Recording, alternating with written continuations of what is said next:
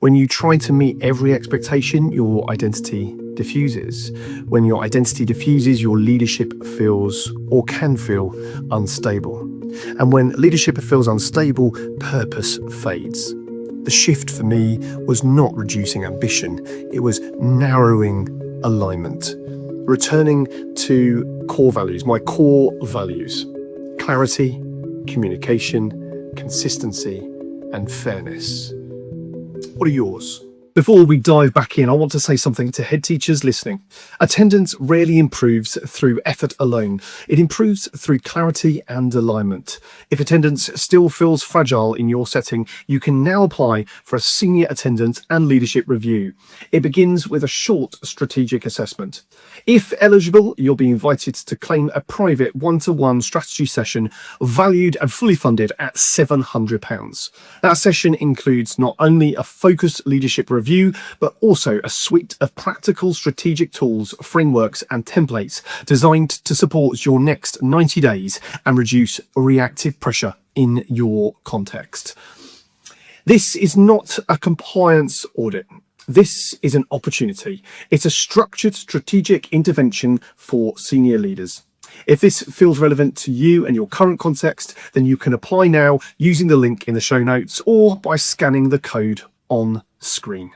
And now let's return back to the episode.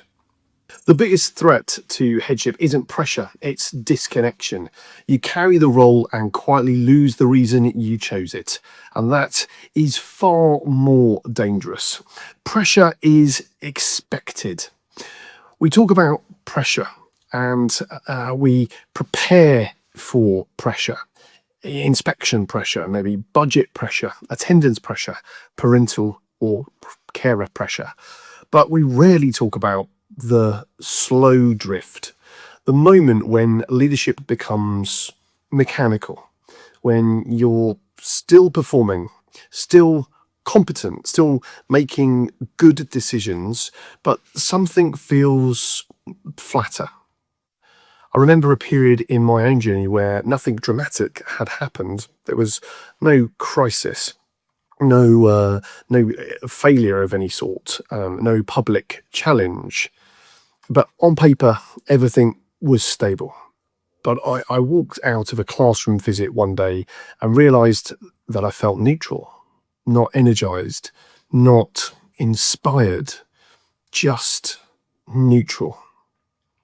And that obviously for any leader is unusual, and it unsettled me because I'd always believed that even under pressure, I felt purpose.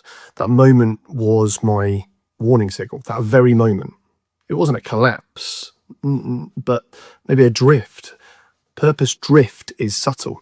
It doesn't announce itself. It creeps in when you spend more time managing systems than shaping futures, when meetings replace moments, when complaints outweigh celebration, when survival thinking overtakes strategic thinking. You don't lose your capability, you lose your connection. And here's the uncomfortable truth. High-functioning leaders are most at risk because you can perform for a long time while internally disconnecting. Your staff may not see it, governors may not see it, data may not show it. But you, as a leader, well, you feel it. And when purpose fades, confidence wavers. Not because you're incapable, of course not. Not because you are no longer aligned to what you're doing. There was a phrase offered to me during my headship journey that genuinely changed how I led as a leader. You cannot be everything to everybody all of the time. I've mentioned that in a previous episode, and at first it felt obvious. Then it felt liberating because I realized part of my drift was driven by overextension, trying to be strategic and pastoral, authoritative and universally liked, visible everywhere and present at home, decisive and endlessly available. That fragmentation erodes clarity, and clarity is the foundation of confidence.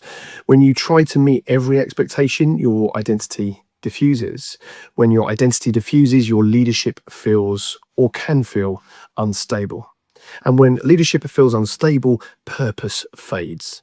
The shift for me was not reducing ambition, it was narrowing alignment, returning to core values, my core values: clarity, communication, consistency, and fairness. What are yours? When decisions align with those anchors, energy returned. Not instantly, but steadily. If you feel drift, ask yourself these 3 questions. What part of leadership still energizes me? What part drains me disproportionately? And where am I leading from obligation rather than conviction? Those questions are not signs of weakness. They're signs of leadership maturity, because sustainable leadership requires periodic realignment. It is also important to say that you'll not feel inspired every day, because headship leadership is demanding. There are administrative weeks, of course, where you're doing endless tasks that are like that. Financial weeks, crisis weeks. But if purpose has been absent for months, not days, then pay attention. That's not failure. This and that is feedback. Recognition is often simple. Return to classrooms deliberately, not procedurally. Have one conversation with a student without an agenda. Share a vision reminder with your staff. Reconnect with why you chose education in the first place. Purpose is not found in paperwork, it's found in people. Confidence doesn't return through pushing harder, it returns through alignment.